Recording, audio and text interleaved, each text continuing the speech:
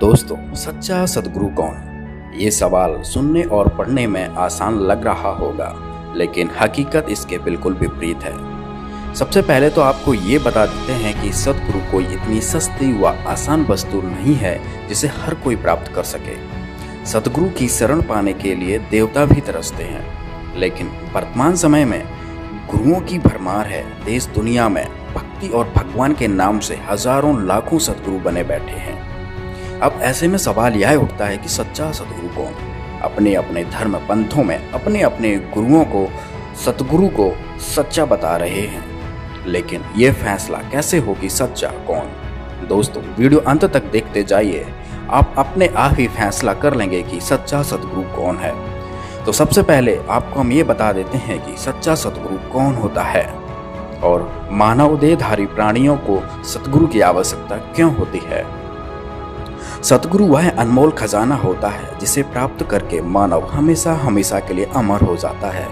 सद्गुरु से मिलने के बाद अनेकों लाभ प्राप्त होते हैं। जैसे सद्गुरु मिलने के बाद मनुष्य के सर्व दुख दूर हो जाते हैं, हर प्रकार का रोग कष्ट नष्ट हो जाता है। सद्गुरु शरण ग्रहण करने के बाद मनुष्य सर्व सुखी हो जाता है। सद्गुरु ही है जो मोक्ष कराता है। सद्गुरु उम्र भी बढ़ा सकता है। सद्गुरु मुर्दे को जिंदा भी कर सकता है। सद्गुरु मिलने से मनुष्य का अंधविश्वास पाखंड खत्म हो जाता है। सभी प्रकार की बुराइयां दूर हो जाती हैं। सद्गुरु 84 लाख योनियों में से जाने से बचा लेता है।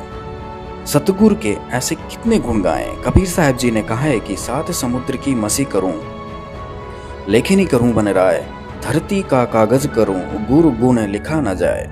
कहने का तात्पर्य है कि सद्गुरु मिलने के बाद मनुष्य को अनेक लाभ होते हैं जिसकी महिमा भी नहीं की जा सकती। अब हम विचार ये करेंगे कि क्या हमारा गुरु सच्चा है तो आपको इस तरह से कोई लाभ प्राप्त हुआ है कि आपकी बुराइयां दूर हुई हैं, क्या आपको सुख मिला है? दोस्तों, आप हमें कमेंट बॉक्स में ज़रूर बताएं। दोस्तों, अब हम आपको बताएंगे कि सच्चे सद्गुरु की पहचान क्या होती है। वेदों, गीता आदि में पवित्र सद्ग्रंथों में प्रमाण मिलता है कि जब जब धर्म की हानि होती है व अधर्म की वृद्धि होती है तथा वर्तमान के नकली संत महंत गुरुओं द्वारा भक्ति मार्ग के स्वरूप को बिगाड़ दिया गया होता है, फिर परमेश्वर स्वयं आकर या अपने परम संत को भेजकर सच्चे ज्ञान के द्वारा धर्म की पुनः स्थापना करता है। और इसकी पहचान यह बताई है कि वर्तमान धर्म गुरु उसके विरोध में खड़े हो जाते हैं। राजा प्रजा को गुमराह करके उस पर